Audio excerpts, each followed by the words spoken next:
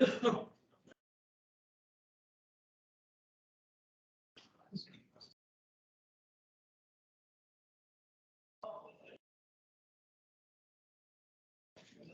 right, I guess we can. Sounds good. All right, everybody. I think we're going to get started here on the next presentation. And this afternoon, we've got Deever Bradley. And for those of you that have not had a chance to meet Deever, he is a senior principal based in SLR's Tomball, Texas office. He holds a bachelor's degree in chemical engineering from Cornell and is registered as a professional engineer in Texas. He has spent most of his nearly 30 years environmental consulting career serving clients in refining, chemical, oil and gas, pharmaceutical, manufacturing projects, including complex air permitting, compliance, litigation, support, and transactions. And at SLR, he is their foremost expert on leak detection and repair. So get your seatbelts on, get strapped up, get ready for Deever. And I will look for I'll walk around here in just a second to look for the sign-in sheet, and I'll flip the pages and pass that along. Thanks for joining me at the nap time hour. Monica has candy. Good there, so just if you start to nod off a little bit, just I see you wobble, and I'll try not to be so monotone.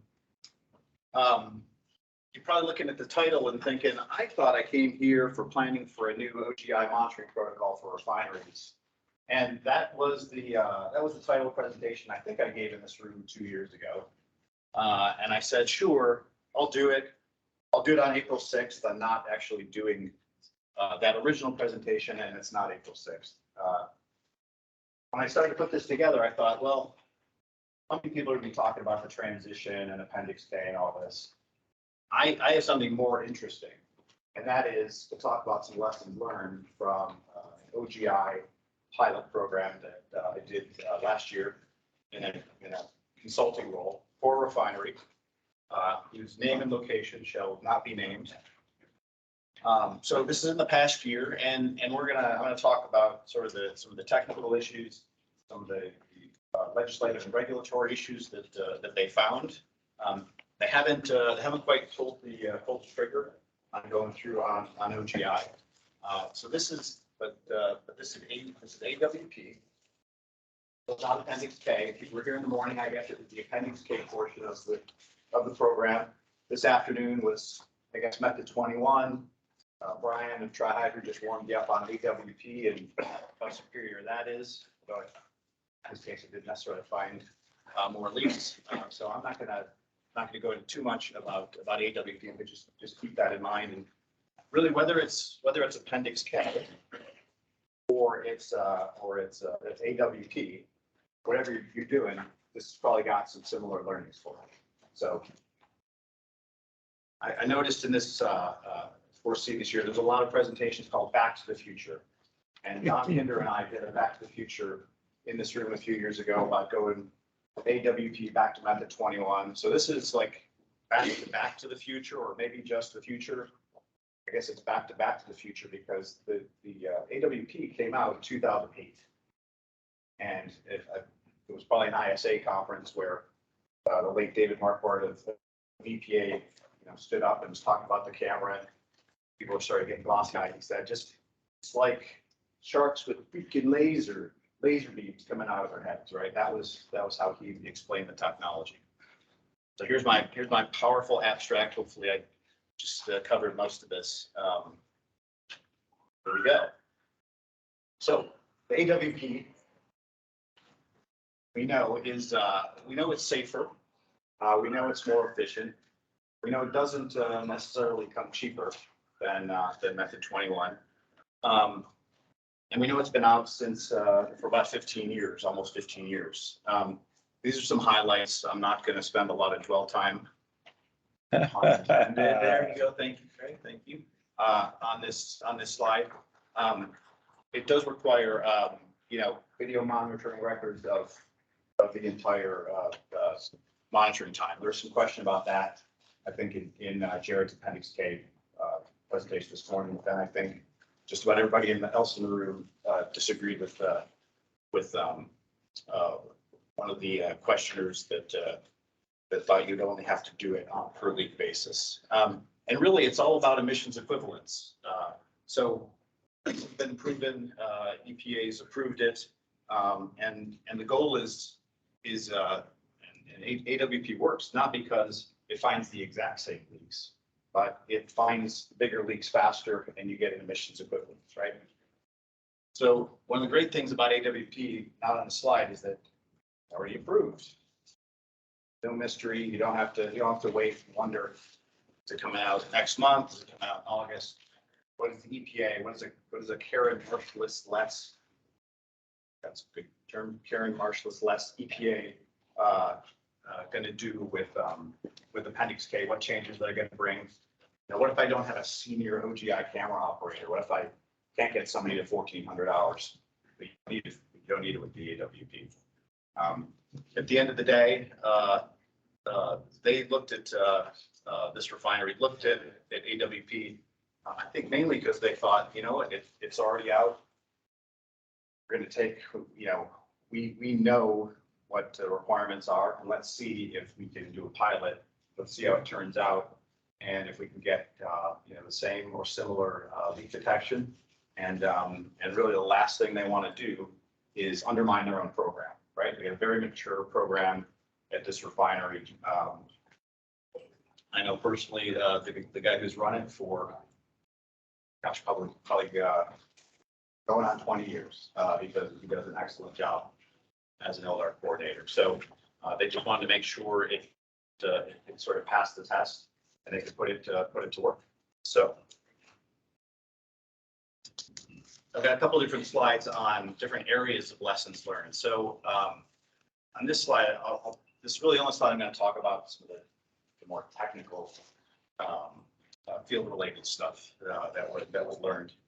So first, on this first bullet, so OGI, we I guess had an expectation, or we wondered, what are we going to be able to see? And I'll just add that during this pilot, I think their most experienced OGI technician came out and did the first half of the pilot, and then they had another very experienced technician do the second half of it. It was a 2-week pilot, took a break, did another 2 weeks. So a total of a month. We did it in separate months. So some of the units we went into had just been monitored. Some hadn't been monitored yet for the quarter. And one of the interesting things was that OGI found a lot of leaks that turned out to not be above 500 parts per million. I still don't understand why. Craig's, during that, we actually reached out, and Craig, I think, shared a video, and it shows, plume coming from the top of a storage tank. It's got an extension probe. That probe is right there in the middle of the plume, and there's no reading on the TVA. I asked him earlier today if what his thoughts were about that, and he said, well, it turned out they weren't doing method 21 correctly. I was right there, and we tried this multiple times, and they were definitely doing method 21 correctly. So I don't know if it's the size of the molecule or what, but that was a very surprising outcome. We did find overall about similar. Yes. About some mass. What's that? Flow rate. Yeah. So you're saying the flow rate is just not sufficient to be No. able for that? How about some, excess of flow rate? Too much. Too much flow rate. Just because you have low concentration, you can have high flows, a lot of mass. Camera sees mass, not concentration. Yeah. Concentration's meaningless. Yeah, but that would be, but you'd have to have, I understand what you're saying, but you'd have to, we saw it for so many leaks and such a wide variety of leaks, right? That I just don't think that was the answer in every case. I'm not sure. We don't think it was heat plumes. We don't think it was, a misidentification. But what's your detector? TVA 2020. Yeah, I mean, just we had one company came in and did the pilot. Another one was basically the existing nested LDAR contractor, and we just called them over whenever we got a hit, whenever we saw something, because we wanted to quantify, right? So, and I'll talk more about emissions at the end of this presentation. It was very important to quantify, figure out what that reading is. You know, if it's less than, you know, it's a plume, but it's less than the leak definition, not a leak. So a lot of them turned out to be that way. We did overall find similar leak rate to method 21, close enough that that we were comfortable with those numbers. But that first bullet is still, well, it sort of stopped keeping me awake at night, I guess. But I still haven't figured it out. We know it's more productive. They in terms of monitoring rates, you know, sometimes we were between 1,000 and 1,500, but I think the more familiar they got with operating in a refinery, and their experience up to that point had been more upstream and midstream, right?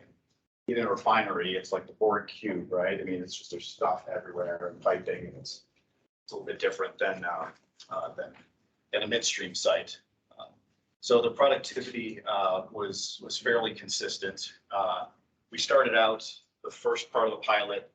There were two monitoring one monitoring technician, and he had somebody with him who was sort of helping to, you know,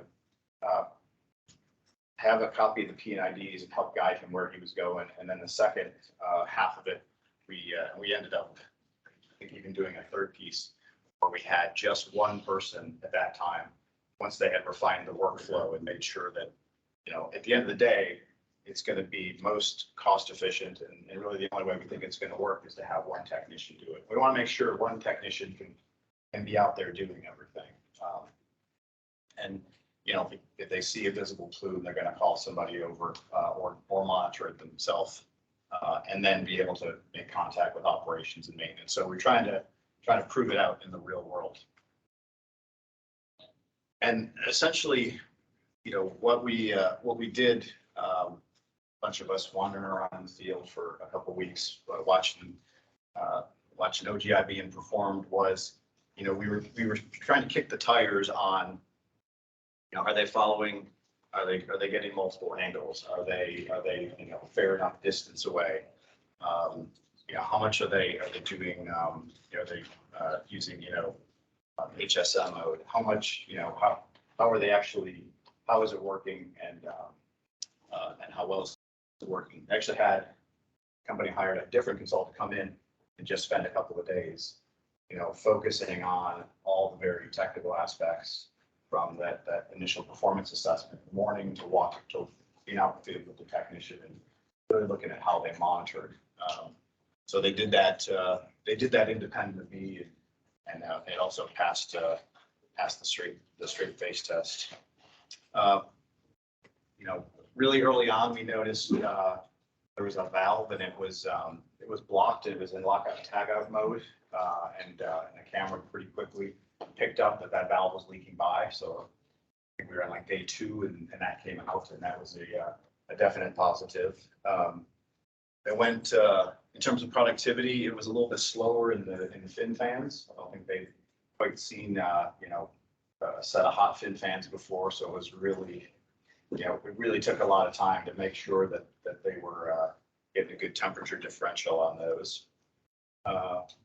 And you know, overall, back to this first bullet here, we actually, about a third of the leaks were above 500 and 2/3 were below 500. So you know, we found a lot of leaks that a lot of images, plumed image that didn't turn out to be regulatory leaks.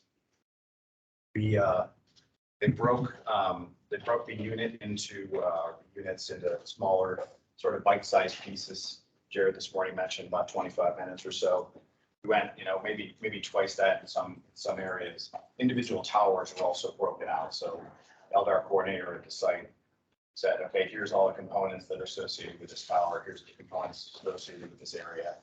If you're going up a tower, you know, you clip the camera, the battery, you know, comes loose or something like that. You don't want to lose a full day's worth of data. They got to monitor the whole thing.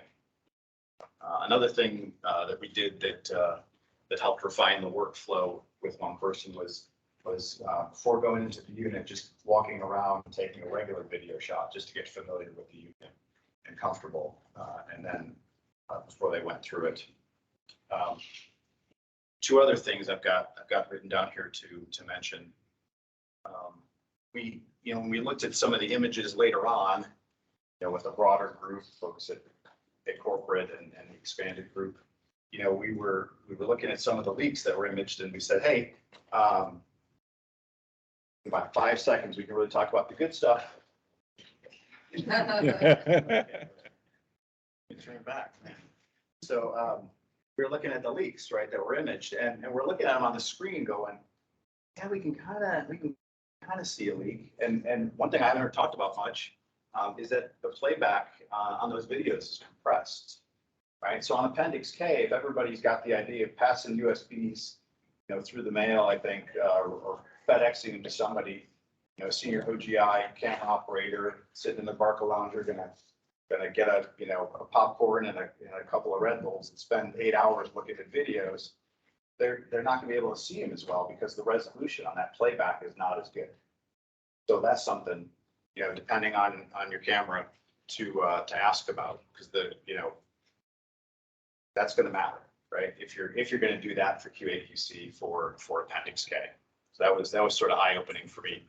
Also eye-opening was some of the safety stuff we saw. So the technician who was out really didn't like to use the flip out screen, right? You'd like to look at right up there on the camera. To the extent that, at times, and I think this is just other sites they've been to, they would go and they flip up their glasses and they'd be doing the look, right? And as soon as they came down, their glasses, I mean, they were smooth just from making the transition. But when they're looking up, you got an eye exposed. So we looked at that for identified that as a safety issue. There was some talk about, I don't know, glasses or spring loaded or something. In the end, he just used the flip out screen more, or just had to clean his glasses a lot more, when you just put it right up there on the camera. So that's also something that we hadn't anticipated that we learned as part of this pilot. That's a lot of the feel and technical stuff. After we did that, after we sort of, proved the concept, proved the workflow, as we were going through it and looking at the AWP, some questions were coming up around, wait a minute, what does some of this language mean? So that's where they looked to me and said, all right, what does this really mean in the regulations? What's in the program, what's out? Does it cover all manner of equipment, or can you actually pick equipment that's going to be in or out? And there's a comment when you go back to the AWP all the way back 2006, 2007, and the comment, EPA says the standard may be used in place of existing work practice where feasible, and where feasible and whenever the owner operator chooses to do so. And they just need to put a memo to the owner operator's file identifying the equipment, unit, or facilities that is subject. So you could go along, you could pick this line of pumps, but not the rest of the unit. You pick whatever equipment you want, because you can see here on the definition, this is what actually made it into the rule that I've underlined. The owner operator must document the equipment, process units, facilities for which AWP will be used to identify leaks.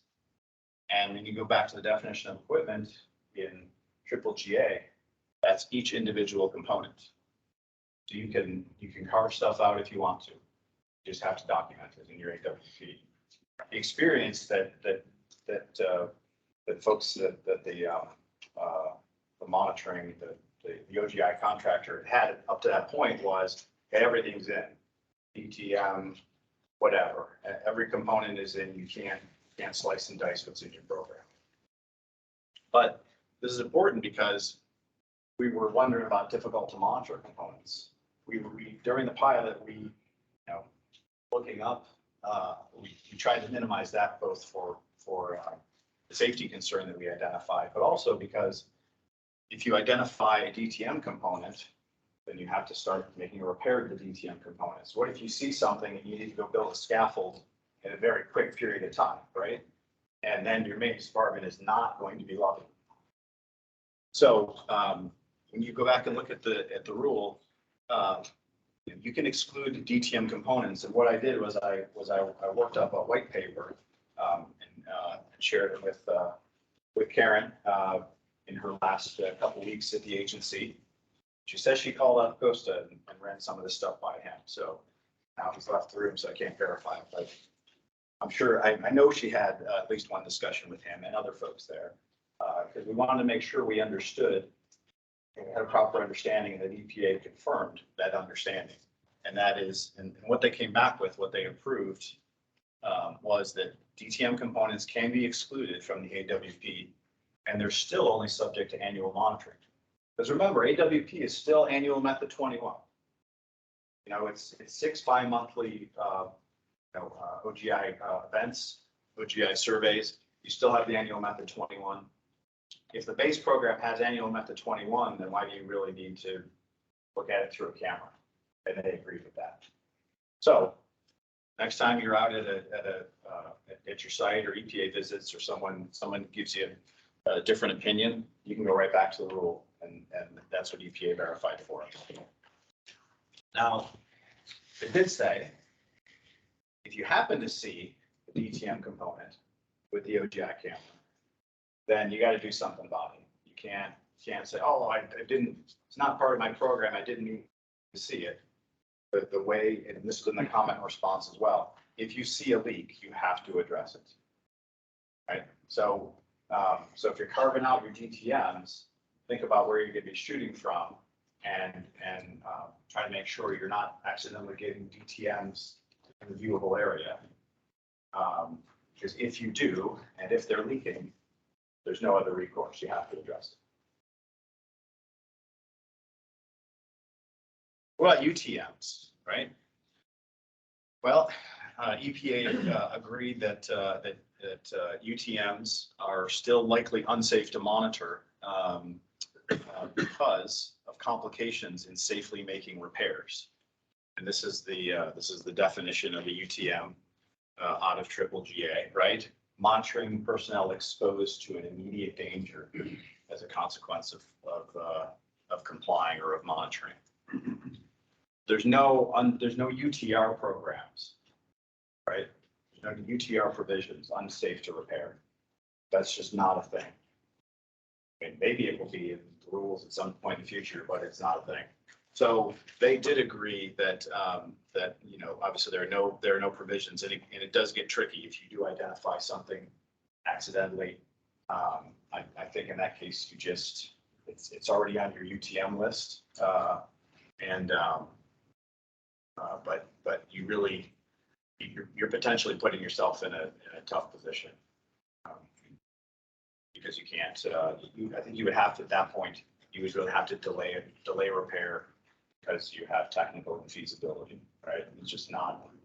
I would, in that case, equate technical infeasibility with unsafe to repair. But that's not tested, and that's not fully documented. So once you figured out what's in your program, once we had also figured out sort of the workflow and the proof of concept, we also wanted to know what the various states may think about this. So we talked to two states, two leading refining states in the country, right? It's easy to talk to them. They've got experience with this. So we went to LDEQ, and LDEQ says, you know what, you're pretty much covered under 2121. I don't remember if it's in 2122. And 2199 also includes provisions allowing OGI. Take a look at your permit, and you might want to just clarify that you're using it. But otherwise, it's really already baked into the rules. So if you're in Louisiana, you can probably, start it sooner rather than later. In Texas, Jared mentioned this morning, you got to do an amendment. So we have here in Texas, we have 28 series of EACT LDAR programs, and they are just not conducive to OGI. Chapter 115, which covers the ozone non-attainment areas across the state, that's got OGI written into it. Say, oh, great, chapter 115, I can follow it. Well, that's great. Your permit will not allow it. The only way to do that is to amend your permit. And TCEQ has talked to folks about that. Now, this is this goes back, what is this, 4 years, 5 years old, I think. This is Freeport LNG and their TCEQ permit number. They have a whole special condition, and it's multiple parts. I think it's 12 or 13 parts that has requirements for doing OGI monitoring. That's all this plant has ever done is OGI monitoring. But TCEQ wrote its own special condition. They've got a viewing window of 3 seconds, field of view for a minimum of 3 seconds. So this is the one that I know about. There are others in the works.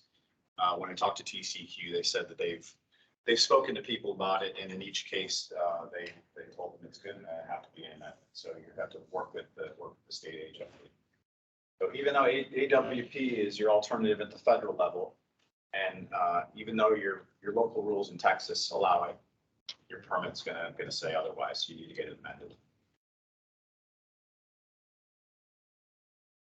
All right, the last frontier is emissions. So emissions are something that I really haven't heard many people talking about, but it's an important factor in going to an OGI program, because you're talking about quantifying emissions in a completely different way than you've been doing up to this point. I don't have any numbers on this slide. I've got a few written down here to share with you, but if you, and I'm picking on Texas here, so this guidance comes from the TCEQ emission inventory guidance, the document called RG-360. This is technical supplement 3, and it does have some sections that are relatively new for the case where you're how to quantify emissions when you're using optical gas imaging. Anything with method 21, you do correlation equations. That's what it says. If you've got average, and you do permitting with average emission factors, we apply a control efficiency for an LDAR program, that's your potential to emit. But in Texas, your actual reported emissions, they can exceed what your potential to emit is. It's all based on how many components you represent. But then you get to so you permit one way, you get to your annual emissions inventory, which we all do last Friday. They say you've got actual monitoring data, you've got to use your correlation equations, right? Then you've got this start date, stop date, you've got the time in between repairs and all that. Press the button, big dust guide, whatever, does its magic, you speciate accordingly, you're done. For OGI, it gets a lot more complicated.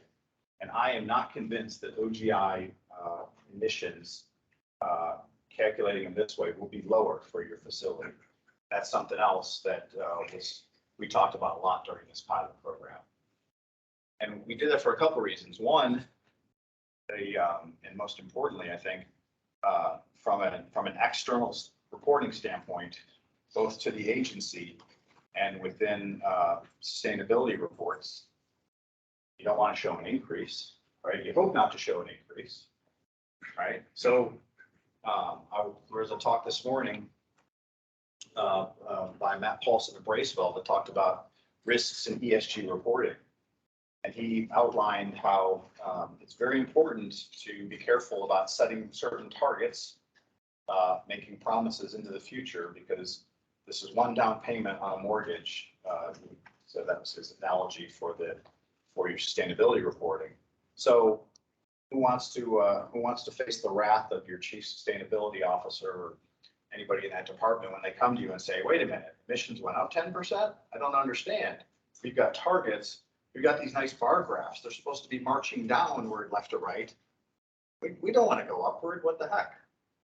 So I think, and maybe this is fodder for a future presentation. I think going through and actually running some of these numbers and seeing where they come out would be a really interesting study. I didn't take the time to do it for this one, but this is the agency guidance that you guys have probably been reading as I've been standing here. For leaking components, if you got method 21 and you've got it to quantify the leak and verify the repair, you assume it leaked for half the interval, right? So if you're doing monitoring every other month, you assume that that's what, 8 weeks apart, 8.5 weeks apart, something like that. You find a leak with OGI and you assume that it was leaking at that rate for 4.25 weeks or thereabouts, whatever that difference is. That's pretty straightforward. Leaking components without method 21 data. If you know method 21, you just say, hey, we got a positive hit. We went out there, we did the repair, and then the plume went away. You have to use the pegged 100,000 screening components. That's a huge number. That's a huge number. And that's what it is. That's the guidance from CCD. No other way to quantify, so we're just going to assume it's the worst for half the time that it was leaking, half the time since you last monitored, right? Even if you have leaking components and you only use OGI for leak repair and verification, you use no leak factors from the EPA protocol, and those are still large numbers themselves. Those are higher than your controlled emission factors. So again, you're going to end up with higher numbers. Non-leaks, OGI survey, they don't have a non-leak in here. The non-leak says that you have to use the no leak factors. And the no leak factor, I misspoke a minute ago. The no leak factors are higher than your controlled average emission factor. So even for the components that don't have leaks, you're going to end up with a higher per component leak rate than what you permitted them. So I just don't see how you end up at a lower emission rate. To me, I think you end up with a much higher emission rate. Yes. Would it be finding the leak faster? Would that contribute to pulling that back a little bit? It might. It might. Sure.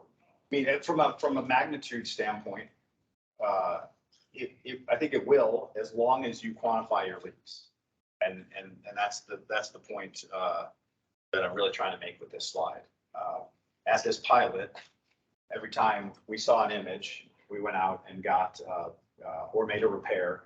We got a method 21 before and after, and that's built into the workflow because they want to, at the end of the year, assuming this program goes into effect, yeah, it'll be potentially a lot more work depending on how the data gets organized, but you're at least going to have concentration data from the monitoring event, from the leak. Maybe you don't have you wouldn't have every single, you'd have concentration on each repair attempt and stuff. So you go through and run it with the correlation equations just like before. And that, I think, is really your only hope of getting lower emissions. I think if you leave it to OGI only and don't quantify with method 21, your emissions are going to go up. So factor that into your OGI program, right? It's not just about going out there. Oh, I found here's a plume leaking. Hey, come on over here. Plume, repair it, shot it. Great, done. Cool. Move on to the next one. You didn't capture the concentrations. You got to make worst case assumptions. Or even if it's under 500. Or even if it's under 500, exactly. 500, but you're going to get off with 100,000. That's right. That's right. Yeah, you definitely do not want a false positive leak under 500 balloon into 100,000 ppm presumed leak for 4 weeks or more. Yeah, that'll just wreck you altogether. Okay, so method 21 not dead, still around.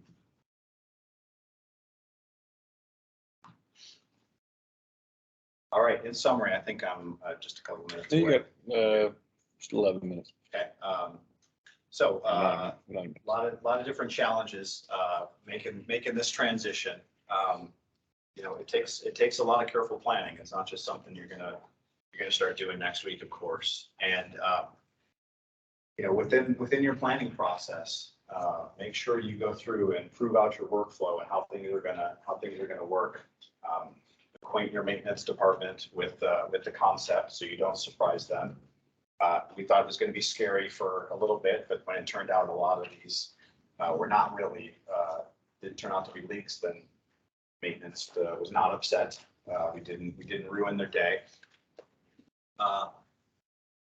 Talk to your internal stakeholders, and especially your ESG people, because nobody wants to be surprised. And emissions will get you if you don't build in the additional workflow of going out and monitoring and getting those readings. And then how is it going to work with your database? You're going to hold your, you know, you need to make sure your Method 21 monitoring is going into a database where you're going to be able to run the numbers, just like you have in the past and report emissions in the same way, because you're going to definitely upset the apple cart if you start changing your methodology on emissions. With that, I will take. Do we have any questions?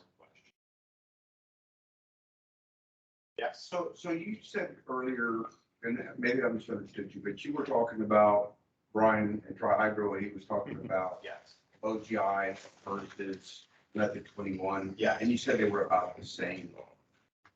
40 leaks versus 200 leaks, I don't see that being about the same. Talking about his presentation with 40 and 200. Yeah. And. Yeah. So are you just saying, I don't know, I'm like, really? Is that not the way I saw what he was presenting? So the previous presentation, he's not in the room here, so I'll just give my impressions. I was confused because there was sort of an expectation of, we found this many leaks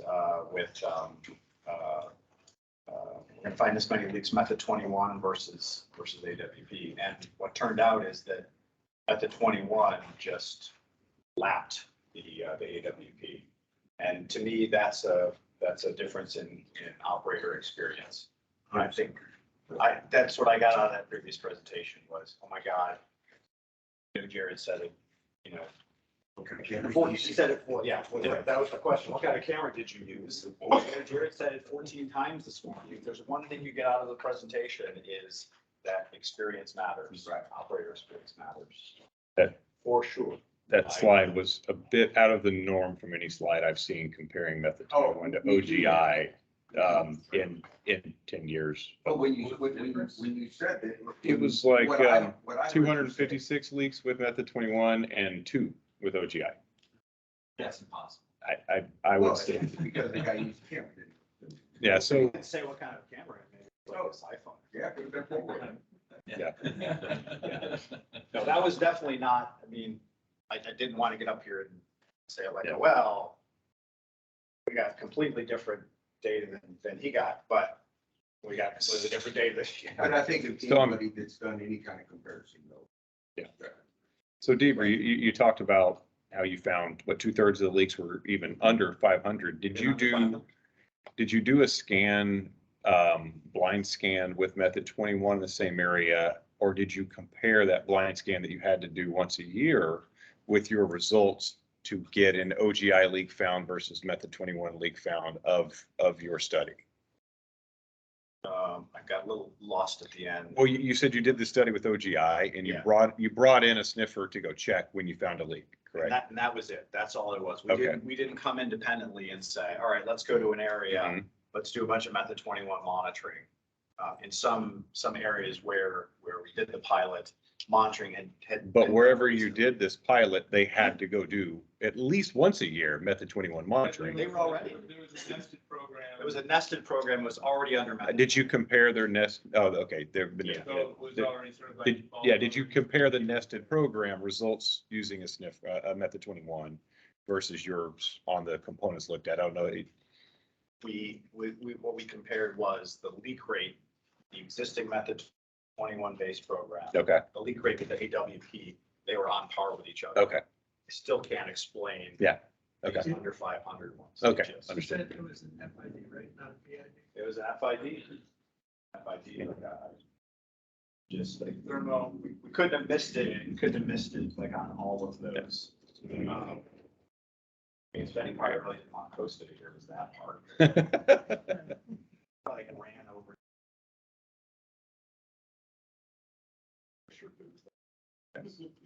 Harassing those guys or something like. They have an extension probe on it? I mean, every time you check? No, none of them were extension probes. Everything was. We were right there.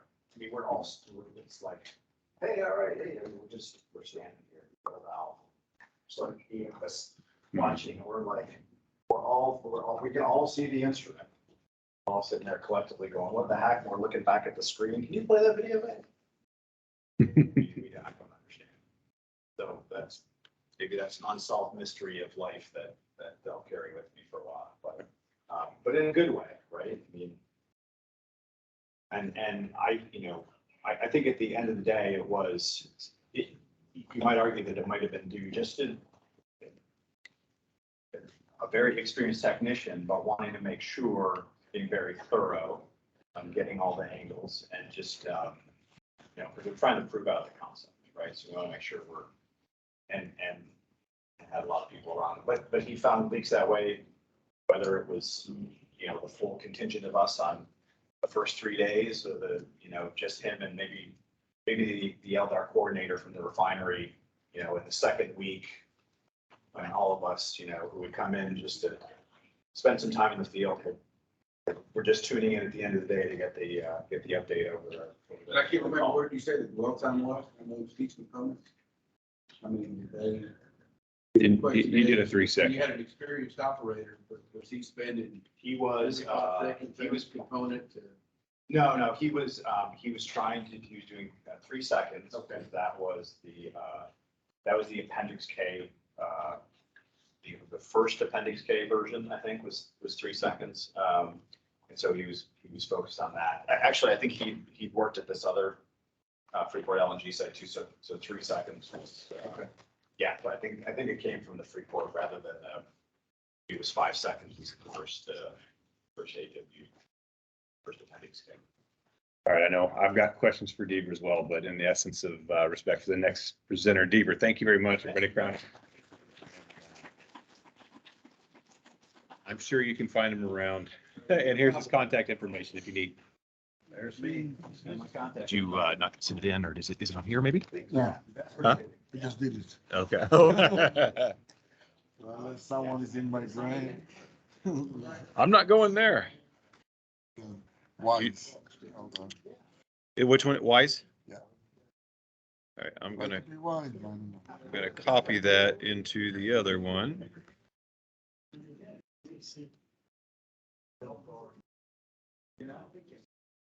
And I'm going to cancel this guy. Open. Cancel this guy. Open this guy, and I'll let you do your. Oh, sure. All right, I'll let you do your magic there, bud. Yeah. No, Okay, well, good. yeah. There was Then here. questions on OGI on the last presentation. That was, yeah, glad I was.